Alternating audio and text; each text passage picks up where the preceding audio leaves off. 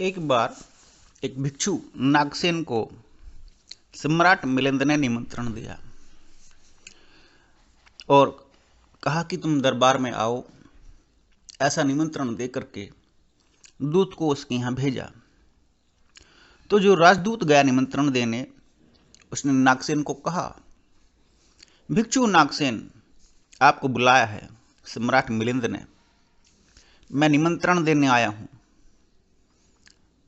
तो नागसेन ने कहा, मैं चलूंगा जरूर, लेकिन एक बात आपसे कह दूं और पहले ही कह देना चाहता हूं कि भिक्षु नागसेन जैसा कोई है ही नहीं। यह केवल एक नाम है, काम चलाऊ नाम है। आप कहते हैं तो मैं चलूंगा जरूर, लेकिन ऐसा कोई आदमी है ही नहीं और कहीं नहीं है।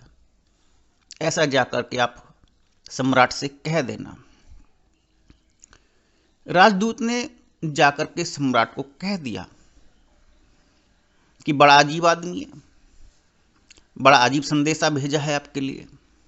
सम्राट ने पूछा, क्या हुआ? राजदूत ने सारी कहानी ज्यों की त्यों कह दी, शब्दों में बिल्कुल भी कोई हेर फेर नहीं। फिर वही कि मैं चलूंगा जरूर, लेकिन ध्यान रहे भिक्षु नागसेन जैसा कहीं कोई है ही नहीं और कहीं नहीं है। यह केवल एक काम चलाऊ नाम है। सम्राट ने कहा, बड़ी अजीब सी बात है। अब जब वह कहता है कि वह आएगा, उसके आने पर ही बात करेंगे।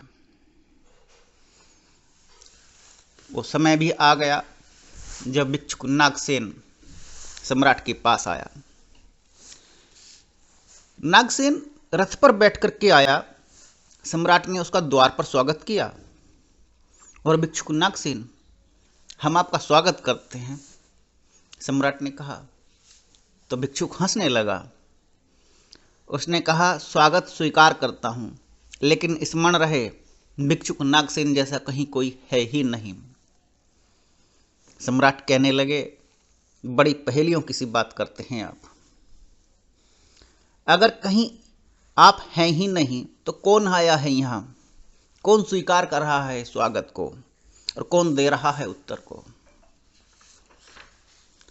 नागसेन मुड़ा और उसने कहा कि देखते हैं कि कौन आया है। नागसेन रथ से उतर गया और कहा, सम्राट मिलिंद, यह रथ खड़ा है जिस पर मैं आया हूं। सम्राट ने कहा, हाँ, यह रथ है। तो भिक्षु नागसेन ने पूछा कि क्या घोड़े रथ हैं? ने कहा, नहीं, घोड़े अलग हैं। सम्राट का उत्तर था। नागसेन ने कहा, घोड़ों को रथ से अलग कर दिया जाए। घोड़े अलग कर दिए गए। फिर उसने सम्राट से पूछा, इस रथ में अब क्या बचा है? सम्राट ने कहा, पूरा रथ ही है, बस घोड़े नहीं हैं।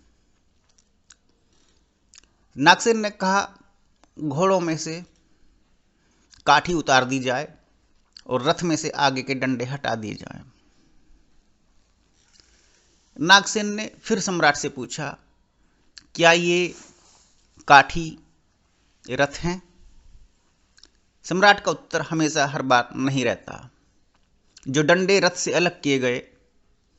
नागसेन ने फिर पूछा, क्या ये डंडे रथ हैं? सम्राट ने ना में ही गर्दन हिलाई। फिर उसके बाद चाक निकलवा दिए गए और कहा, ये रथ हैं? सम्राट ने फिर वही उत्तर दिया, ये चाक हैं, ये रथ नहीं है। और एक एक अंग करके रथ का हर अंग निकलता चला गया और सम्राट ने हर अंग को ये कहा, नहीं, ये रथ नहीं है। और जब पूरा रथ खुल गया और एक एक वस्तु का नाम था, ध्वजा अलग थी, बैठने की सीट अलग थी, चाक अलग थे, रथ के डंडे अलग थे, बंबू अलग थे, डंडे अलग थे, घोड़े अलग थे, कद काठी अलग थी, चाबुक अलग थी, रथ था कहां? जब सब कुछ निकल गया और सम्राट ने सब कुछ के बारे में यही कहा, ये रथ नहीं है, ये रथ नहीं है और ये भी रथ नहीं है, तब नागसेन ने सम्राट से पूछा, तो सम्राट, रथ कहां है? तुमने मुझसे कहा कि तुम रथ पर बैठ कर आए, मैं रथ पर बैठ कर के आया। रथ कहाँ है? आप मुझे रथ दिखलाओ। सम्राट चौंक गया। रथ पीछे था भी नहीं, बचा भी नहीं। जो कुछ बचा कुछा था सब निकाल दिया गया। रथ का नामो निशान ही नहीं था।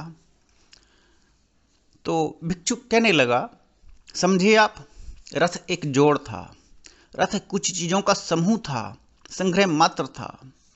रथ का अपना होना नहीं है, अपने आप में कुछ नहीं है, ईगो नहीं है कोई। रथ एक जोड़ है। सम्राट निरुत्तर था।